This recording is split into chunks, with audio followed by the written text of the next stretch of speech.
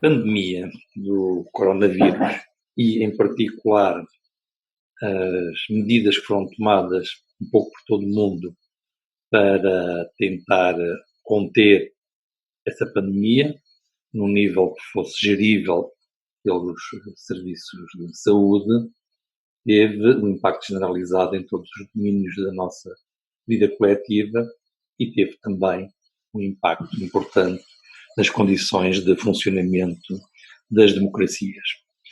Esse impacto foi variável, mas existiu, quanto mais não fosse porque, para poderem pôr em prática as medidas de contenção da pandemia, todos os países, de uma forma ou de outra, adotaram medidas de restrição à liberdade de circulação, à mobilidade, adotaram medidas de contenção maior ou menor de algumas atividades e, para o poderem fazer, puseram em vigor, colocaram em vigor mecanismos previstos nas constituições de emergência que basicamente se traduzem por um reforço dos poderes executivos e, portanto, por uma alteração do equilíbrio entre os vários poderes. Equilíbrio esse tem sido um requisito fundamental para garantir a persistência da atuação dos Estados dentro de limites compatíveis com a liberdade dos cidadãos. Agora, estes poderes acrescidos dos executivos dos vários Estados democráticos não foram usados da mesma forma, não foram usados com os mesmos objetivos e é possível identificar variações importantes à escala internacional. Temos um caso extremo, países como a Hungria, mas com algumas imitações mais ligeiras, um pouco por todo o leste europeu, que utilizaram deliberadamente o reforço de poderes que foi atribuído aos executivos para degradarem um pouco mais o funcionamento das democracias, no caso da Hungria, para, na prática, anular a ordem democrática, mas este modelo não foi generalizado. No caso europeu, como disse, foi algo que foi muito claro na atuação da Hungria e é algo que, a uma escala menor, se pode observar noutros países do leste europeu. O enfraquecimento dos poderes executivos foi, em alguns casos, do controle dos poderes executivos foi, em alguns casos, reforçado pela suspensão do funcionamento dos parlamentos. O Parlamento teve suspenso surpreendentemente em países com longas tradições democráticas, como foi o caso do Reino Unido, a tentativa de governar por decreto, minimizando o papel do Parlamento, foi algo que também assistimos num país que não é comum dar exemplos destes, que foi na Suécia. E este foi, talvez, o enfraquecimento mais comum da ordem democrática nestes tempos de pandemia. Um enfraquecimento dos mecanismos de controle do exercício do poder executivo. Finalmente, um último ponto que é relevante, a crise serviu também muitas vezes para banalizar o recurso a símbolos da exceção. Talvez o mais conhecido de todos seja a utilização das Forças Armadas, nomeadamente das Forças Armadas, no controle da ordem pública. Aconteceu em vários países democráticos, aconteceu inclusivamente nos momentos mais crises e emergência em vários países do sul da Europa. No meio disto tudo, o que é que aconteceu em Portugal? Bom, apesar do caráter provavelmente prematuro, como foi declarado o estado de emergência em Portugal, de iniciativa presidencial, o uso que depois foi feito dos poderes reforçados do Executivo permitidos pelo estado de emergência foi, na comparação internacional, relativamente moderado e foi, na comparação internacional, razoavelmente monitorizado pelo Parlamento, que nunca interrompeu a sua atividade. portanto, eu diria que na comparação internacional, Portugal tem um desempenho entre aqueles países que melhor conseguiram equilibrar o uso de poderes de emergência com a manutenção das instituições democráticas, não em pleno, mas tão próximos do pleno quanto possível.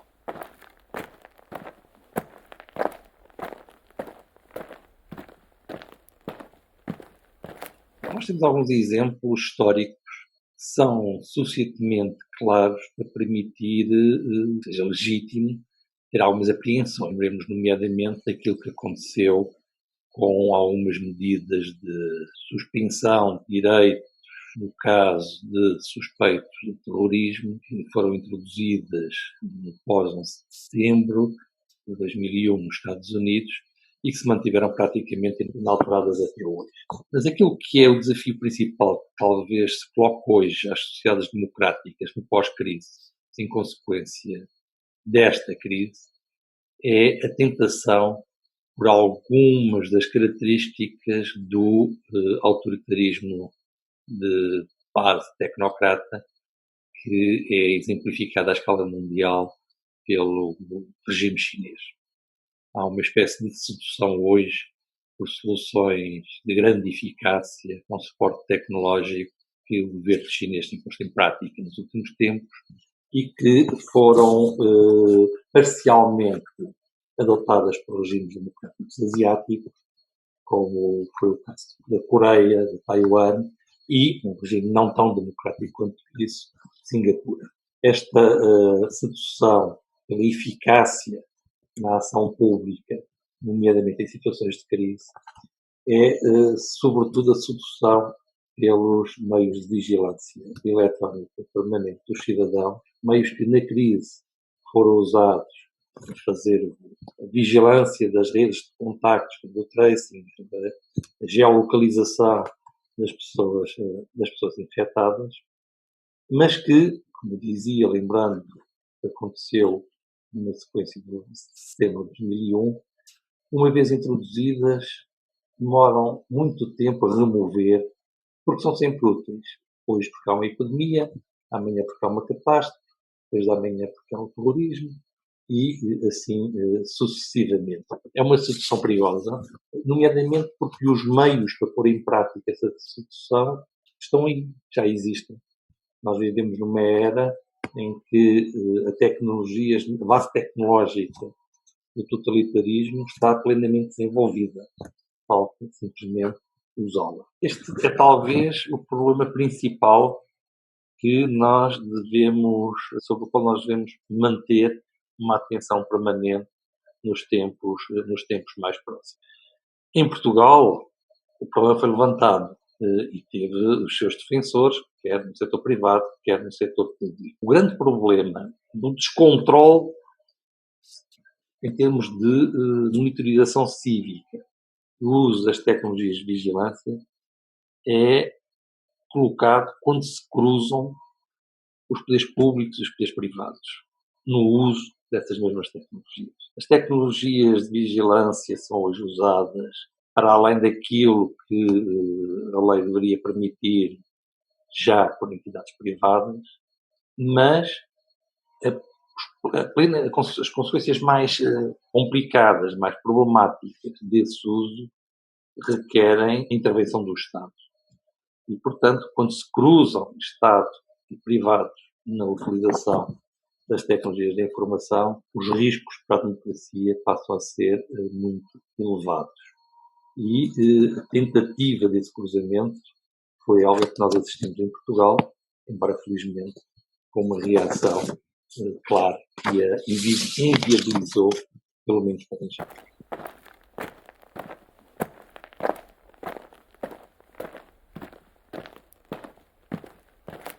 A crise tem várias relações com a desigualdade.